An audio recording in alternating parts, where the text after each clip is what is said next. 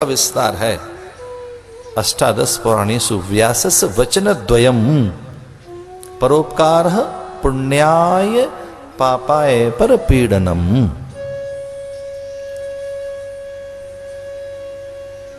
व्यासस्य वचनद्वयम्, कोई दो बातें हैं जिन्हें घुमा फिराकर हर पुराण में मैं कहता रहा हूं, केवल दो बातें।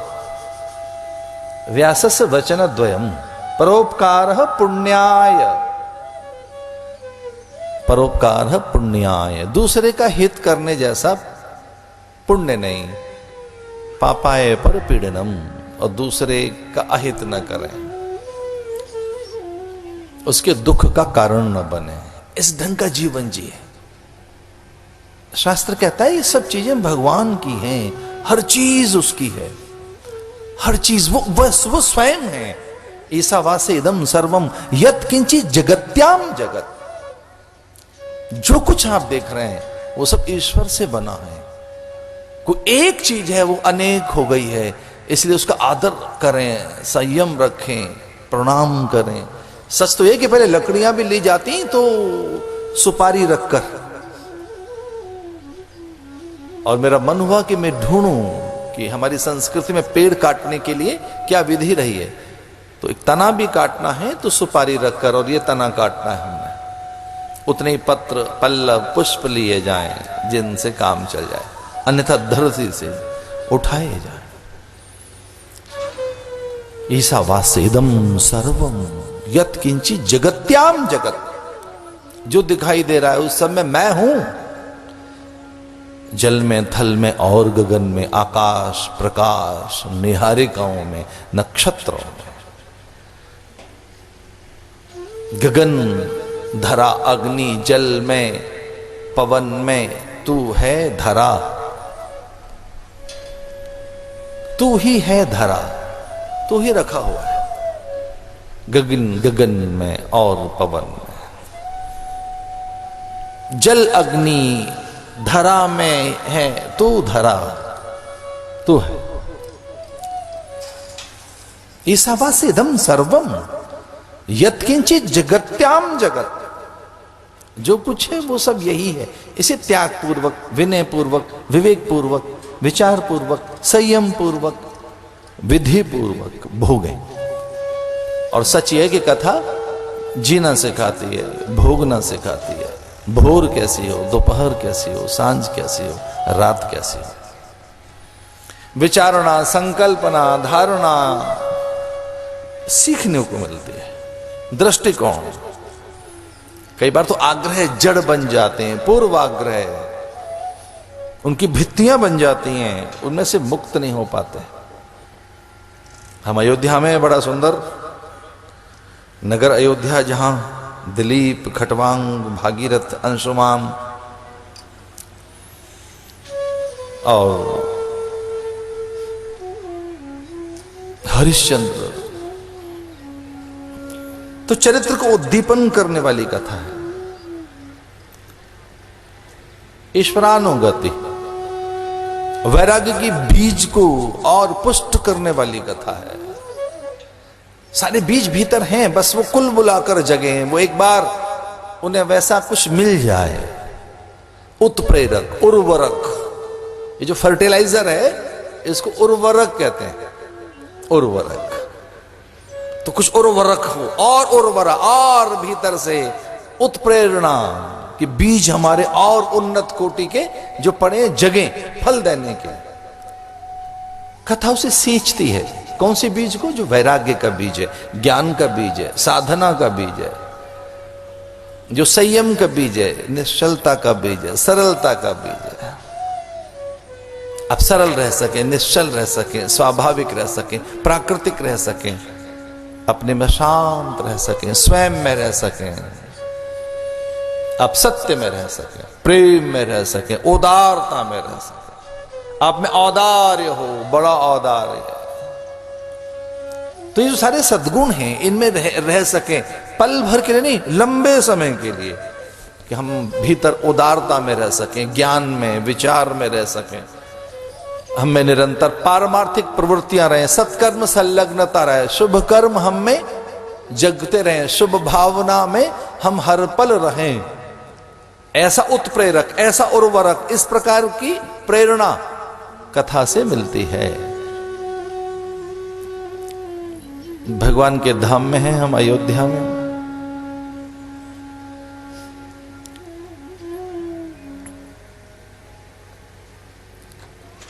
वशिष्ठ के यहां भगवान का जाना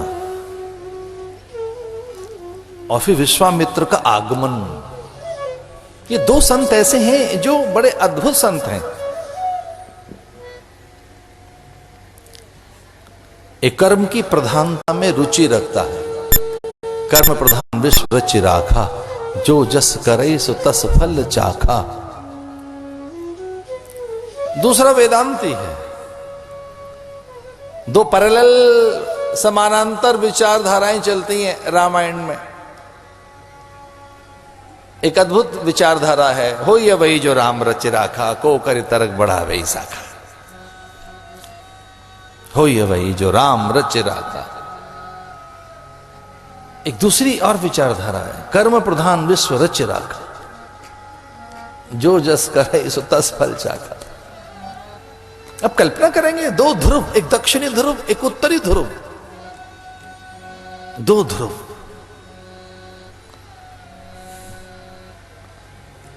उनके बीच में राम सत्ता।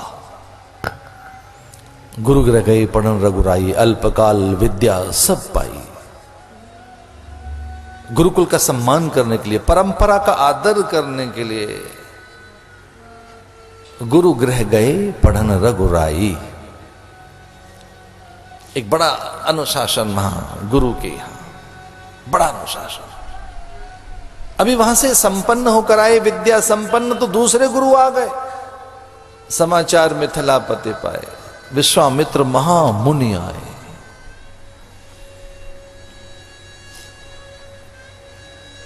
एक गुरु के यहां से चलकर आए। आज भोर में ही कोई मां मुझे योग वशिष्ठ देकर चली गई, जिसमें संवाद है राम के और गुरु की। बड़े एकाकी संवाद हैं वो, चूंकि वो हर किसी के सामने के संवाद हैं भी नहीं। अधिकारी भेद से ही वो संवाद है। कई बार व्यक्ति अधिकारी नहीं होता तो उपदेश नहीं मिलता। प्रार्थना की करो, स्मरण कीजिए, सत्कर्म कीजिए, शुभकर्म कीजिए, पारमार्थिक प्रयत्न कीजिए, सदगुरु सन्निधि और सेवा सपरिया में रहिए। लेकिन बड़ी विद्या, बड़े प्रयोग अधिकारी को बताए जाते हैं। अंतःकरण चतुष्टय सिद्धि हो तो श्रुति प्रकट होने लगती है। उससे पूर्व में श्रुति नहीं, उससे पूर्व में वेद नहीं, उससे पूर्व में महत् ज्ञान नहीं दिया जाता। गुरु पहले अपने साधक को, शिष्य को, साधक को तैयार करता। ऐसे बीज नहीं छिटक दिया जाता किसान के द्वारा, भूमि को योग्य बनाया जाता है, उर्वरा उसकी और जगाई जाती है। कितना गीलापन चाहिए धरा को, तब बीज डाला जाएगा, और बीज डालने के बाद फिर फल फूल गोंद छाल छाया बलकल हरितिमा पुष्ट तना सुगंध गंध मकरंद, फिर किस प्रकार से वो एक उत्पादन होता है। किसान को पता है, कुम्हार को पता है कि मिट्टी और कितनी तैयार की जाए, मिट्टी को और कूटते हुए और रूंधते गूंथते हुए मिट्टी को, फिर वो तैयार मानता है मिट्टी, और फिर पात्र बनाने लगता है कि पात्र बन जाएंगे। मिट्टी निकाल कर लाया धरती में से और पात्र बनाता है? नहीं, वो मिट्टी को तैयार करता है कि ये घड़ा, कुल्हड़, सकोरा, सुराही, दीपक कहीं टूट तो नहीं जाएंगे जब ये आग में रखे जाएंगे। ये पात्र पूरे तैयार हों। तो मिट्टी कैसे तैयार हो, खेत कैसे तैयार हो, कैनवस पर जाने से पहले तूलिका और रंग उनकी तैयारी है। बार बार तूलिका को देखते हुए, रंगों को देखते हुए, फिर वो कैनवस पर चित्र बनाता है। मूर्ति ऐसे ही नहीं बनती है घन बरसाते हुए पत्थर के ऊपर, शिला चटक न जाए कि कपोल भासिका, कपोल नासिका, भाल भंगिमाएं, चिबुक हनु, वक्षस्थल भुजाएं, और उसकी चितवन मुद्राएं, और उसमें से एक कोई इष्ट की स्वाभाविकता भाषित हो, उससे पूर्व में मूर्ति टूट जाए।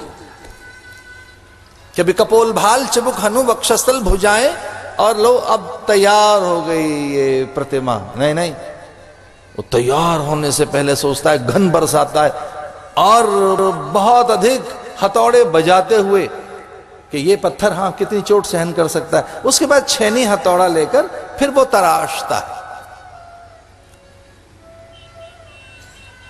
और फिर पत्थर की कैसे तकदीर बदलती है। कोई एक मस्त अल्हड़ लिखता है शायर कि पत्थर की भी तकदीर बदल सकती है, शर्त यह है कि उसे करीने से तराशा जाए। पत्थर की भी तकदीर बदल सकती है। फिर पत्थर में से प्रतिमा, और प्रतिमा लग गई पंडितों के हाथ, तो प्राण प्रतिष्ठा लीजिए, जय शिव ओंकारा या ओम जय जगदीश हरे, जय अम्बे गौरी, आरती कीजिए हनुमान लला की, लीजिए प्रतिमा में से परमात्मा या कि देवता निकलने लगे। ठीक वैसे ही गुरु की एक तैयारी है, ठीक वैसे ही एक परिवेश से, वातावरण से, समाज से, परिवार से बहुत कुछ सीखते हैं हम। एक बड़ी तैयारी हुई उस युग के लिए, बड़ी तैयारी। भगवान ने एक बड़ा काम किया, आदर दिया उन्होंने गुरु को। मात पिता गुरु नावई माथा, प्रातःकाल उठ के रघुनाथा। प्रणाम भूल न जाए हम, वहां प्रणाम कर रहे हैं, वो हाथ जोड़कर बैठे हैं, ईश्वर हाथ जोड़कर बैठा। वशिष्ठ ने धन्य माना अपने को, धन्य मान रहे हैं कि देखो भगवान मेरे सामने है। गुरु गृह गए पढ़न रघुराई, अल्पकाल विद्या सब पाई। श्रद्धा से सब कुछ जाना जा सकता है। संभाल कर रखने वाली चीज ही श्रद्धा है। श्रद्धा वीर स्मृति समाधि प्रज्ञा पूर्वकम इतरेषाम। अपनी पोटली में संभाल कर रखना इन चीजों को, विश्वास को संभाल कर रखना। आत्मविश्वास तो और भी अधिक संभाल कर रखा जाना चाहिए, वो सफलता की कुंजी है, आत्मविश्वास। तो जब वशिष्ठ के यहां से तैयार होकर आए तो विश्वामित्र के समाचार आ गए। वो कुछ अधिक चौंकाने वाले समाचार हैं। शपथ ली थी तेरे द्वार पर नहीं आऊंगा, सौगंध खाकर गए थे कि वशिष्ठ के द्वार पर तो नहीं जाएंगे, आहत होकर गए थे वहां से। पुरुषार्थी है वो विश्वामित्र। वो राजा कौशिक थे, बाद में विश्वामित्र बन गए, विश्व के मित्र बन गए। लेकिन लोकहित के लिए, लोक कल्याण के लिए शपथ तोड़कर राजा के द्वार पर गए। ये साधुता है। साधु की क्या सौगंध है भाई? लोक कल्याण हो तो याचना क्यों नहीं करेंगे, क्यों नहीं मांगेंगे? लोक कल्याण के लिए, पर केवल अपने लिए, स्वयं के लिए वो याचना है। साधु याचना न करे, अयाचित रहे।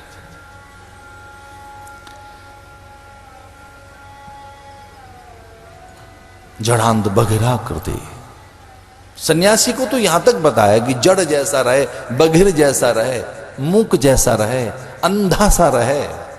कमाल है, इतने इतने प्रतिबंध साधु के ऊपर। साधु ऐसे रहे, जड़ांध बघिरा कृति। एकांतशीली, परिमेताहार, एकांत में ही रहे बस वो। परिमेताहार, थोड़ा सा आहार ले, पर कैसे रहे समाज में? जड़ांध बघिरा कृति। जड़ जैसा रहे, बघिर जैसा रहे, मूक जैसा रहे, अयाचित रहे, आप्त काम, पूर्ण काम, निष्काम रहे। याचना उसे छूने न पाए, स्पृहा उसके कोने कोने में, मन के किसी कोने में न दिखे, याचना कभी न दिखे। पर लोक कल्याण के लिए, कभी जैव जगत के हित के लिए, समूची धरा और गगन के संतुलन के लिए, लोगों को सुख और आनंद देने के लिए कभी ऐसा अवसर आए तो फिर मांगा जाए, फिर वो वर्जनाएं तोड़ दी जाएं, फिर भले ही देह का भी दान कर दिया जाए, फिर अस्थि और प्राण भी आहूत कर दिए जाएं। इसलिए वो बस चले। गुप्तचरों ने बताया कि वो जिस ढंग से आ रहे हैं, तेवर ठीक नहीं है उनके। धन्य है, धन्य है। देखिए दशरथ, जब ये पता लगा गुप्तचरों के द्वारा कि वो आ तो रहे, खड़ाऊं का स्वर है, महामुनि आए, वो बढ़ तो रहे अयोध्या की ओर, मुट्ठियां भिची हुई हैं, नसें तनी हुई हैं, माथा तमतमाया हुआ है, और कुछ पता नहीं क्या मांग लेंगे, कुछ मांगने के लिए आए। ऐसे नहीं आए, कोई फल फूल द्रव्य दक्षिणा परिधान डिंडक मंडलू भूमि गौ ये सब नहीं चाहिए, वो तो कब की छूट गई। भोग का शिखर छोड़कर तो साधु बने। और मुझे हृदय से क्षमा कर देना, जिन्होंने सब चीजें छोड़ दी हैं देखकर, उन्हीं में सन्यास पकता है। कुछ दिखाई नहीं है तो छूटेगा क्या? कुछ दिखाई नहीं है, इसे उनके फलीभूत हुए सन्यास। जो भोग के शिखर को छू करने के लिए वर्धमान रहा हो या बुद्ध रहा हो, अकूत संपदा वैभव का शिखर, वसुधा का वैभव उनके पास क्या नहीं था। उनके पास जहां ऐश्वर्य अपार रहा हो, जहां सिद्धियों का व्यामोह न हो, जो सिद्धियों के भी आकर्षण में न रहे कभी, वो उससे मुक्त होकर जो निकले हैं, वहां सन्यास सार्थक होता है, वहां सन्यास धन्य होता है, वहां सन्यास फलीभूत होता है। सच तो है कि वहां सन्यास को सार्थकता मिलती है। तो विश्वामित्र महामुनि आए, समाचार मिथिला पति पाए। कि वो जिस ढंग से आ रहे हैं पता नहीं क्या मांग लेंगे, फल फूल द्रव्य दक्षिणा आभूषण परिधान भूमिदान गौदान, ये कुछ नहीं मांगेंगे, पता नहीं क्या मांग लेंगे। पर कुछ मांगने आया, कुछ मांगने के लिए आया। पहले शपथ खाई थी कभी नहीं मांगूंगा, और अब मांगने चले आए। बड़े चिंतित से हैं, चिंता भी है उनको। और साधु और चिंता ये दोनों बातें मर अलग अलग अलग ध्रुव हैं। साधु और चिंता कैसी? लेकिन मुझे ऐसा लगता है कि सही लोग ही चिंता करते हैं। यहां साधु से अर्थ है सही व्यक्ति, सज्जन पुरुष। यहां साधु से आशय है भले लोग ही चिंता करते हैं समाज की, भले लोगों को ही समाज की चिंता होती है। तुलसीदास जी लिखते हैं गाधे तनय मन चिंता व्यापी, हरि बिनु मरईन निश्चर पापी। गाधे तनय मन चिंता व्यापी। अब चूंकि चिंता कर रहे हैं तो उनका पूर्व का नाम, उनका सन्यासी नाम, साधु नाम नहीं लिखते तुलसीदास जी। चिंता करने वाला प्राणी बड़ा पूर्व का, एक पूर्व आश्रम भी होता है साधुओं का, जहां माता पिता बंधु बांधव भगनी मित्र साथी रहते हैं, उसे पूर्वाश्रम कहते हैं, जहां साधु का जन्म हुआ होता है। तो चिंता करने वाले व्यक्ति को तुलसीदास जी लिखते हैं गाधे तनय मन चिंता व्यापी, हरि बिनु मरईन निश्चर पापी। हरि बिनु मरईन, बहुत योग युक्तियां हो गई हैं, हमारे अनुसंधान अन्वेषण प्रयोग स्वाध्याय सब विफल हो गए।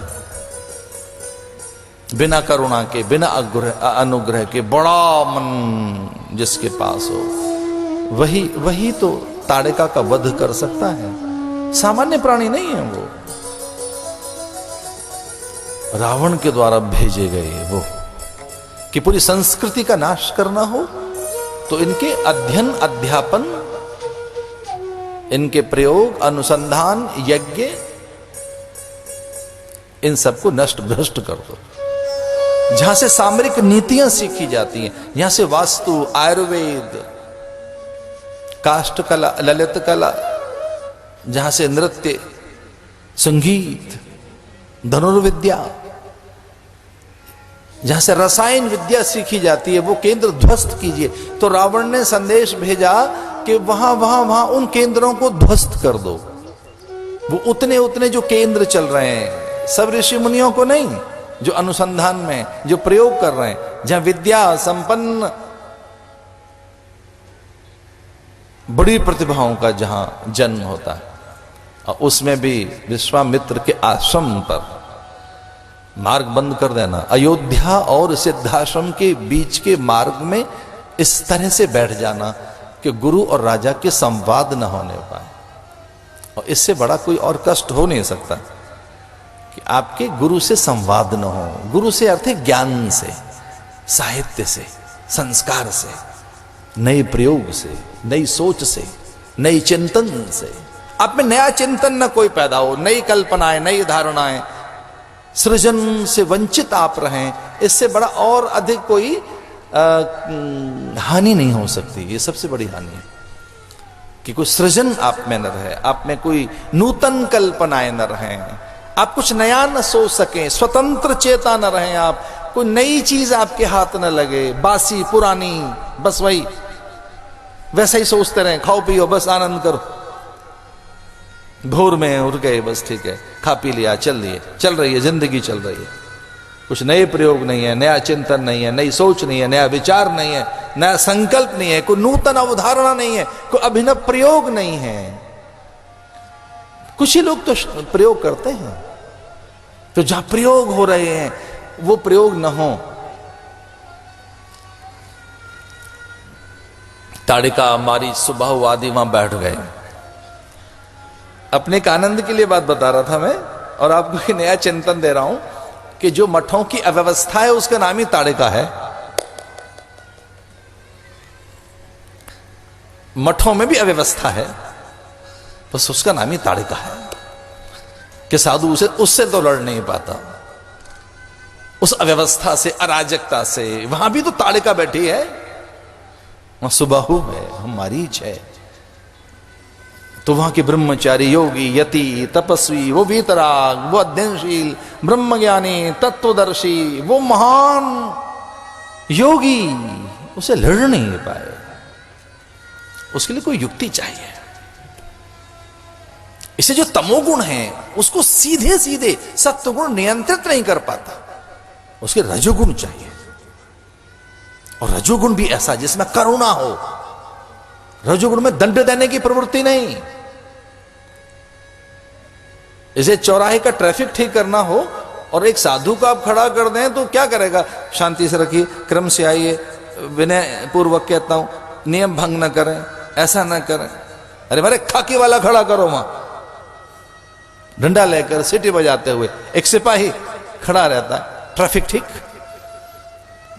एक साधु खड़ा कर दें तो वो नियम भंग न करें, मैं विनय करता हूं, शांत रहिए, ऐसा न करें, धीमे चलिए। कौन मानेगा? तो कई बार जो भीतर में सारे नियमों को और वर्जनाओं को तोड़ने की जो प्रवृत्तियां पैदा होती हैं, जो पूरे संयम की भित्ति को तोड़ने की जो प्रवृत्ति है, जो भीतर की पशुता है, जो भीतर में एक नैसाचरी आसुरी प्रवृत्ति है, उसे सत्वगुण ठीक नहीं कर पाता, उसे तो रजगुण चाहिए।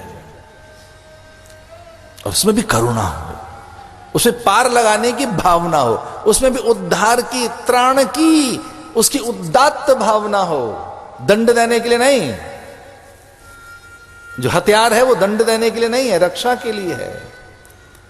ऐसा क्षत्रिय, ऐसा को ठाकुर, हरि बिनु मरईन निश्चर पापी। हरि माने हरि हरति पापा नहीं,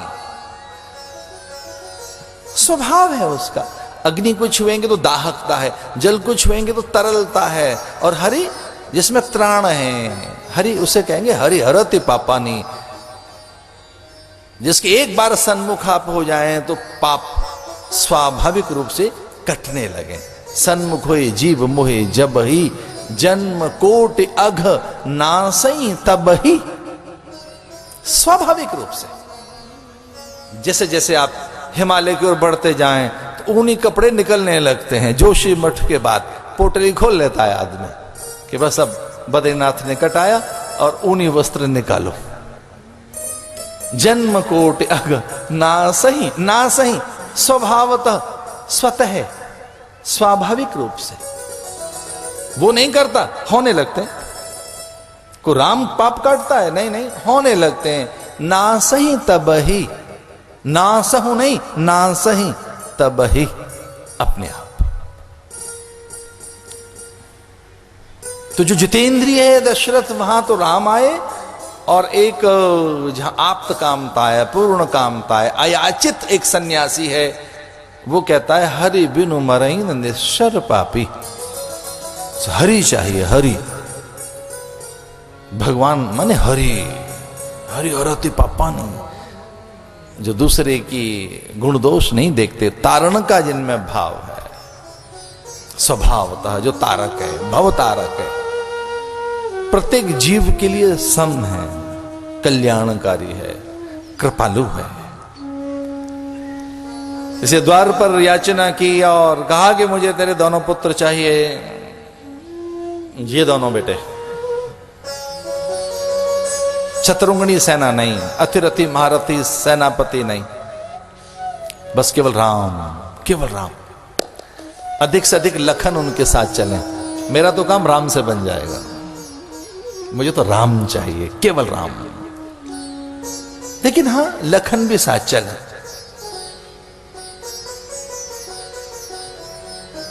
तुलसीदास जी लिखते हैं,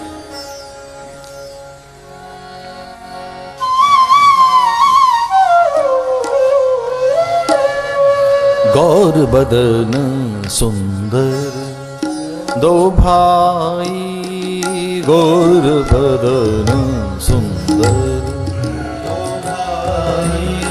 गौर बदन सुंदर दो भाई, गौर सुंदर दो भाई, विश्वामित्र निधि बाई।